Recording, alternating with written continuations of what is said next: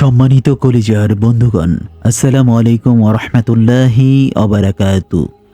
কাছে দূরে, দেশে অথবা দেশের বাহির থেকে যে যেখান থেকে ঠিক এই মুহূর্তে বাস্তব জীবনের গল্প শোনার জন্য আমার সাথে জয়েন করেছেন, আমি রানা, KH রানা, আপনাদেরকে স্বাগত জানাচ্ছি। KHR ক্রিয়েটিভ স্টুডিও নিবেদিত নিশি গল্পের আজকের ষষ্ঠ পর্বে। বন্ধুগণ, আজ আমি শোনাবো সিলেটের বন্ধু নাজিমের জীবনে ঘটে যাওয়া এক ভয়ঙ্করতম ভৌতিক বাস্তব ঘটনা। আজকের গল্পের টাইটেল ৭ নম্বর কবর, এক ভয়ঙ্কর জিনের আস্তানা। বন্ধুরা, শুরু থেকে শেষ পর্যন্ত আমার মুখে নাজিমের জীবনের এই ভয়ঙ্কর বাস্তব ঘটনাটি শুনলে আপনাদের খানিক সময়ের জন্য হলেও মনে হবে যে আপনি একটি নির্জন কবরস্থানের সামনে দাঁড়িয়ে আছেন, আর সেই কবরস্থানের মধ্য হতে একটি কবরে ভেসে ওঠে ছায়ামূর্তি, যা দেখতে হুবহু আপনারই মতো। গল্পটি শুনে সিলেটের বন্ধু নাজিমকে আপনার মতো করে একটা মন্তব্য কমেন্ট বক্সে লিখে যাবেন। চলুন বন্ধুরা, গল্প শুরু করা যাক। সুপ্রিয় বন্ধুগণ, আমার সালাম নেবেন। আসসালামু আলাইকুম। আমি আপনাদের সিলেটের বন্ধু নাজিম বলছি। আজ আমি আপনাদের সাথে আমার জীবনে ঘটে যাওয়া এক ভয়ঙ্কর জিনের গল্প শোনাব। আর এই গল্পের কোনো অংশই কাল্পনিক নয়, সম্পূর্ণ বাস্তব আমার নিজের সাথে ঘটে গিয়েছে।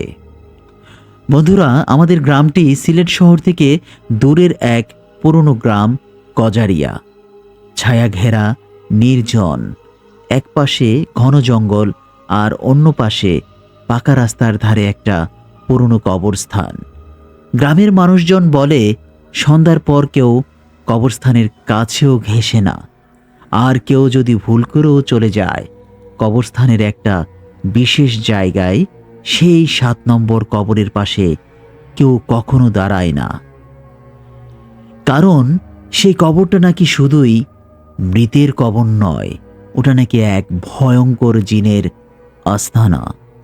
লোকশ্রুতি আছে ওই কবরের নিচে এক জিন হুজুর ছিল, যে মানুষ সেজে গ্রামের অনেক লোককে বশ করেছিল। তাকে একমাত্র প্রতিহত করেছিলেন আমাদের মসজিদের মুয়াজ্জিন হাফেজ মোহাম্মদ ইয়াকুব সাহেব।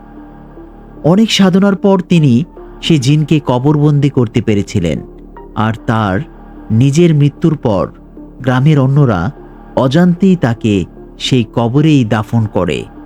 এই ভুলই ছিল তাদের জীবনে ভয়ঙ্কর বিপদের কারণ। কবরটা শান্ত ছিল কেবল ২০ বছর। এরপর ২০০১ সালে হঠাৎ নাজিম এসে হাজির হয় বাবার মৃত্যুর খবর শুনে। নাজিম হলো হাফেজ ইয়াকুব সাহেবের ছেলে। শহরে বড় হয়েছে, পড়াশোনা করেছে ঢাকায়, আর ঢাকায় পড়াশোনা শেষ করে সে একটি প্রাইভেট কোম্পানিতে চাকরি পেয়েছে।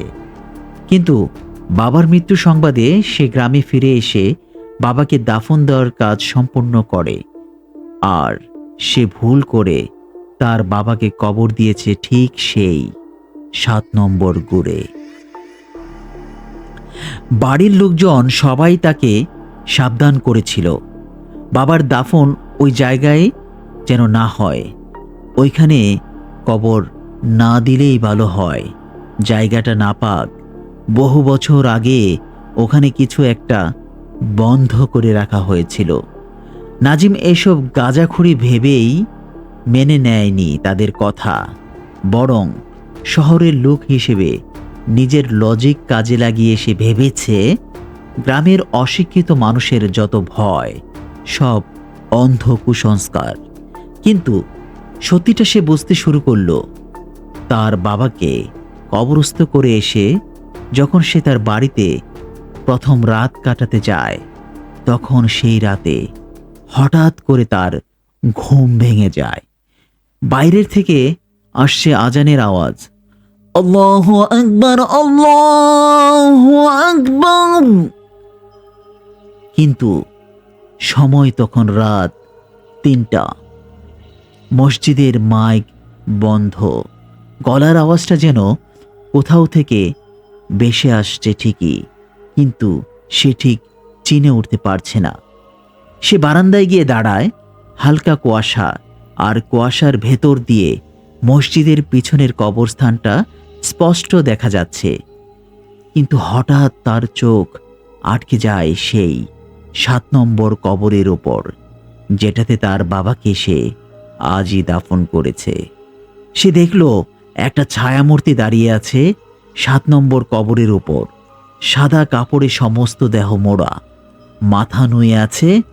আজানের শেষ অংশটুকু যেন গুনগুন করে বলছে সেই লোকটি, হাইয়া আলাস সালাহ, হাইয়া আলাল ফালাহ।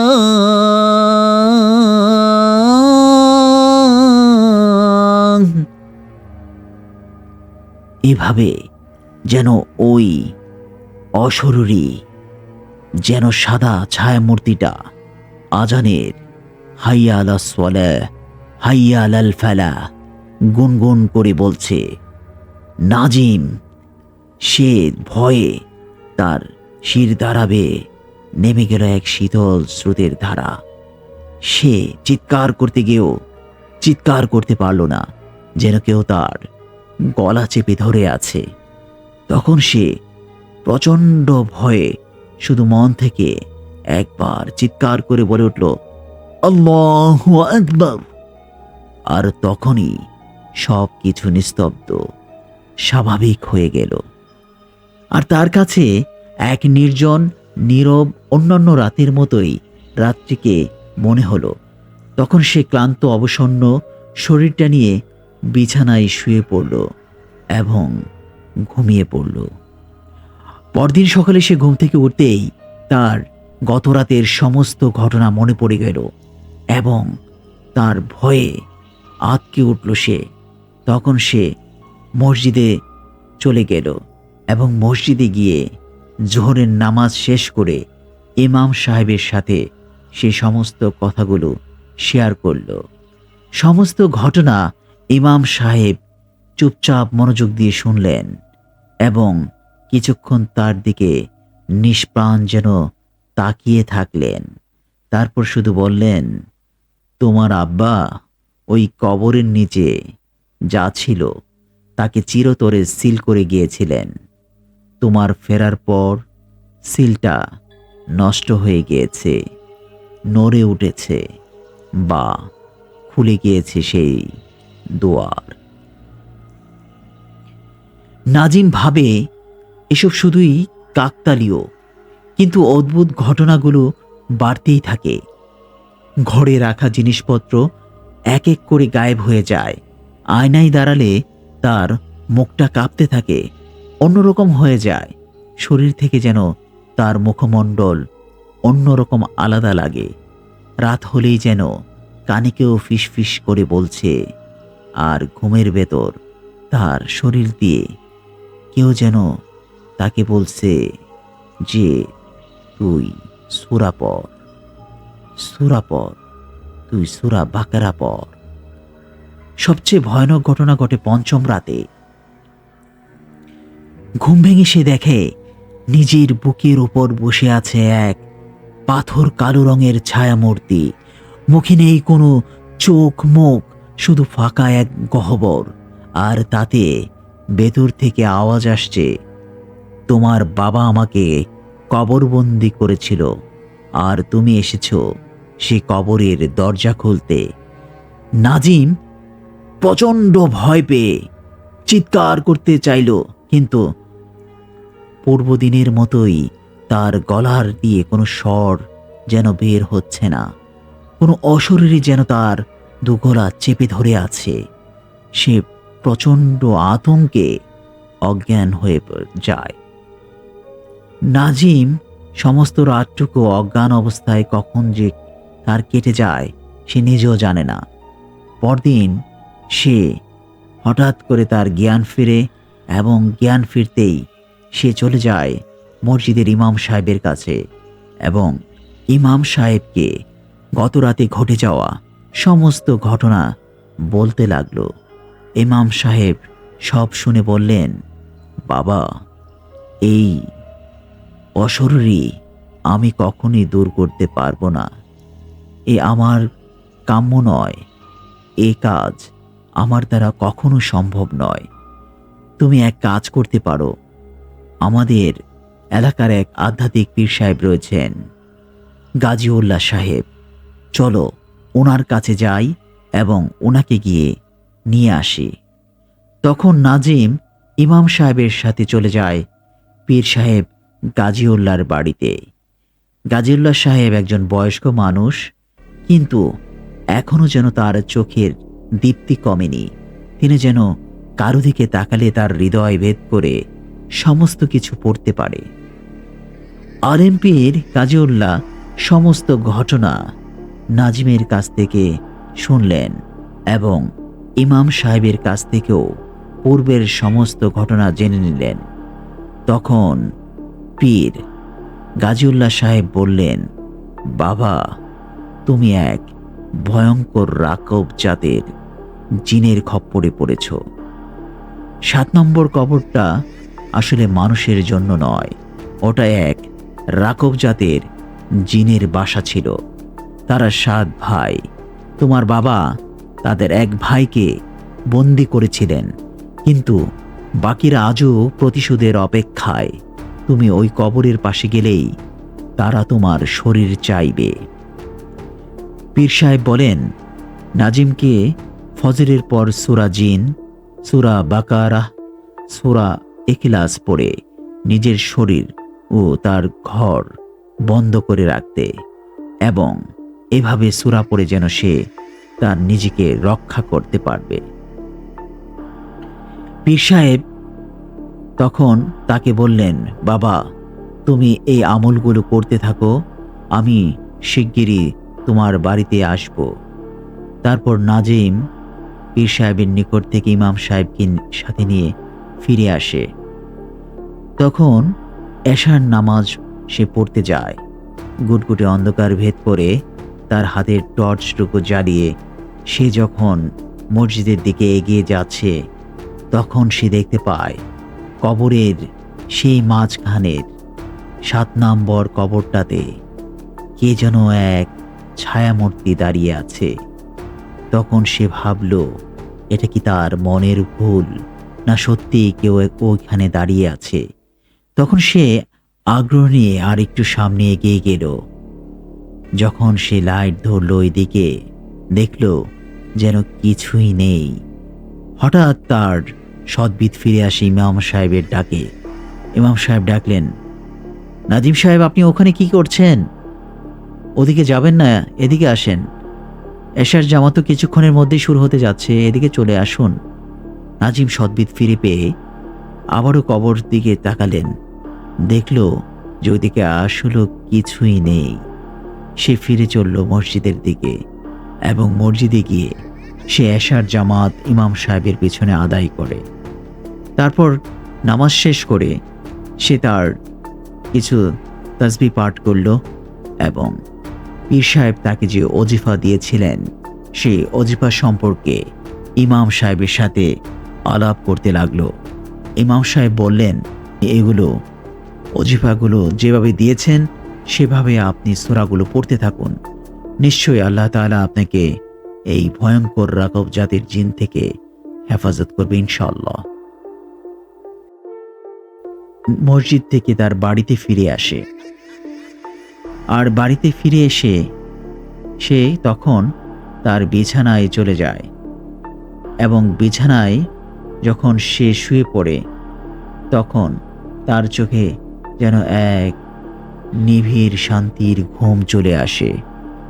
সে যখন ঘুমিয়ে যায়, তখন সে যেন ঘুমের মধ্যে দেখতে পায় 7 নম্বর কবরটা আগুন জ্বলছে। যেন 7 নম্বর কবরে এক ভয়ঙ্কর লেলিহান আগুনের শিখা চলছে, কিন্তু আশেপাশের অনেক লোক দাঁড়িয়েছে। তারা কেউ কিচ্ছু দেখতে পাচ্ছে না, শুধু সেই দেখতে পাচ্ছে কবরের উপর দাঁড়িয়ে আছে তারই মতো দেখতে কেউ একজন। ওই লোকটি তাকে ডাকছে এবং গুনগুন করে যেন আওয়াজ দিচ্ছে, নাজিম, এদিকে আয়। নাজিম, তুই এদিকে আয়। আর ওই অশরীরীর আওয়াজটা, মুখের গঠন, হাঁটার ভঙ্গি সবই যেন তারই মতো। সে বলে, তুই আমি, আর আমি তুই। আমি তো অনেক আগেই বেরিয়ে এসেছি, তুই শুধু এখনো বুঝিসনি। তারপর হঠাৎ করেই নাজিমের সদ্বিদ এবং ঘুম থেকে সে জেগে ওঠে। সে লাফ দিয়ে ওঠে এবং তখন সে দেখতে পায় ঘড়ির কাঁটায় রাত ৩টা। সে তখন ঘুম থেকে উঠে অজু করে নেয়। তার আর চোখে ঘুম আসছে না। সে তাহাজ্জুদের 4 রাকাত নামাজ আদায় করে তার ওজিফার সূরাগুলো, সূরা জিন, সূরা বাকারা, সূরা ইখলাস তেলাওয়াত করতে থাকে। তেলাওয়াত করতে করতে যখন প্রায় ভোর হয়ে আসছে, তখন মুয়াজ্জিনের ধ্বনি তার কানে চলে আসলো। মসজিদ থেকে মুয়াজ্জিন আজান দিচ্ছে, আল্লাহু আকবার, আল্লাহু আকবার, আল্লাহু আকবার, আল্লাহু আকবার। সে আজানের ধ্বনিতে তার সদ্বিদ ফিরে পায় এবং সূরা তেলাওয়াত সে বন্ধ করে আবারও উঠে দাঁড়ায় এবং সে আবার মসজিদের দিকে গমন করতে লাগলো। ফজরের নামাজ আদায়ের উদ্দেশ্যে সে মসজিদের দিকে এগোতে লাগলো।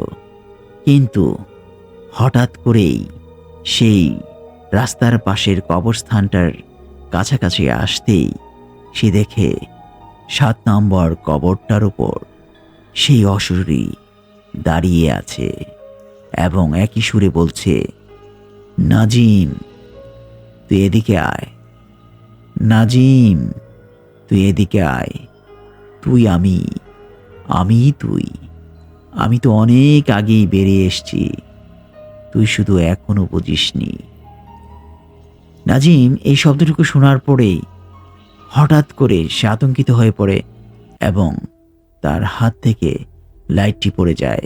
সে দৌড়ে যখন মসজিদের দিকে এগোতে থাকে, তখন সে যেন গায়েব হয়ে যায়।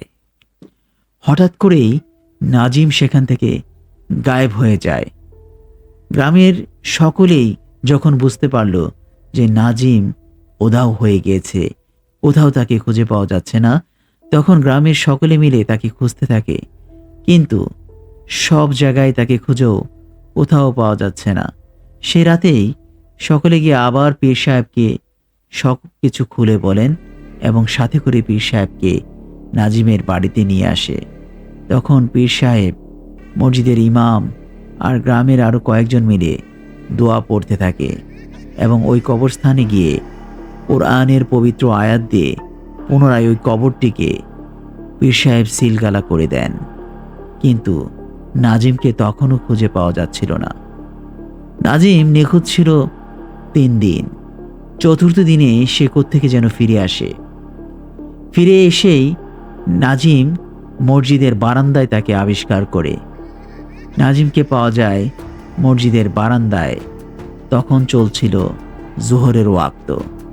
সে নিজে নিজে হেঁটে গিয়েই মসজিদের মাইকে আজান দিতে শুরু করলো। আজান সকলেই, গ্রামের মানুষ চুপচাপ তার আজান শুনতে থাকে। ইমাম সাহেব একপাশে দাঁড়িয়ে বলেন, আজান হচ্ছে ঠিকই, কিন্তু বুঝতে পারছি না কে দিচ্ছে আজান। আসল নাজিম কি সত্যিই ফিরেছে, নাকি তার শরীরে এখন ভর করে আছে অন্য কেউ? নাজিমের কণ্ঠ বদলে গেছে, গভীর, গম্ভীর, অনুরণিত, যেন তার কণ্ঠ অন্যরকম হয়ে গিয়েছে। এবং তখনই মসজিদের লাইট একবার জ্বলছে, আরেকবার নিভে যাচ্ছে। এরকম অবস্থায় ইমাম সাহেব নাজিমকে এলাকার মানুষের সাথে করে ধরে নিয়ে যায় সেই পীর সাহেবের কাছে। পীর সাহেব নাজিমকে বলল, দেখে যে তাকে তোমরা বাড়ি নিয়ে যাও, আমি আসরের পর আসছি। তখন সকলে মিলে নাজিমকে ধরে তার বাড়িতে নিয়ে আসে। সেই রাতে তখন পীর সাহেব চলে আসে আসরের পর।